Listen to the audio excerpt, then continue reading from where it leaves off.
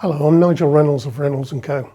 We're a firm of chartered certified accountants. We specialise in owner-managed businesses and property investors. The reason for this presentation today is to discuss one of the changes coming through from Making Tax Digital, which is in connection with penalties and the penalty regime. Up until now, penalties have varied depending on which tax you're paying, and there's been no link between the penalty regime and being charged interest for late payment. That's all changing. And with effect from April 2023, the change will be to affect and to bring into line the penalties and the interest charged across all taxes.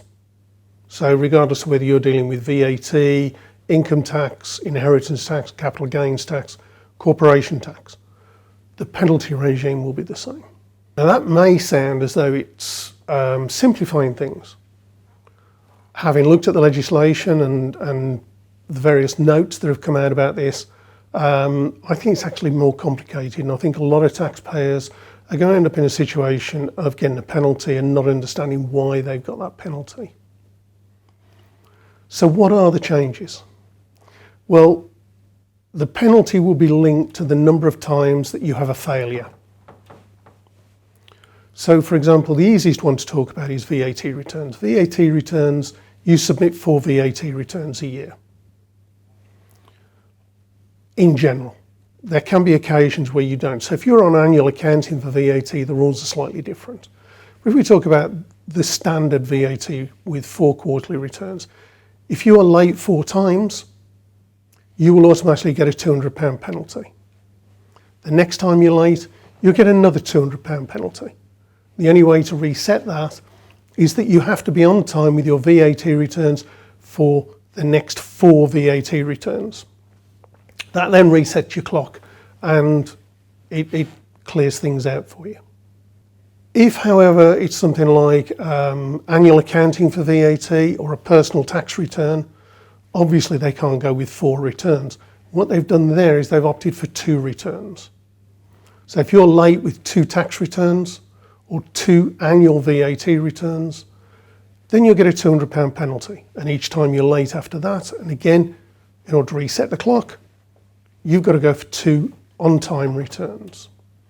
Moving forward, that will actually increase. So the number of £200 or the amount of £200 also increases. The other area, as I've mentioned, is late payment. So if you're late paying your tax at the present time, you start being charged interest. And after 30 days, there's a penalty, and after 7 months, there's another penalty. Under the new rules, all that changes. So if you're late making a payment to HMRC by 15 days, you get charged a 2% penalty. If you're late by 30 days, you get another surcharge.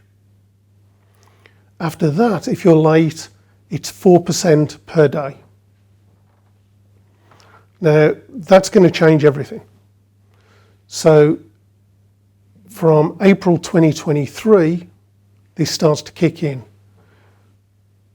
If you are in a situation of already being in a penalty situation, so you're late with things, it doesn't start until after April 2023. The clock gets reset at April 2023.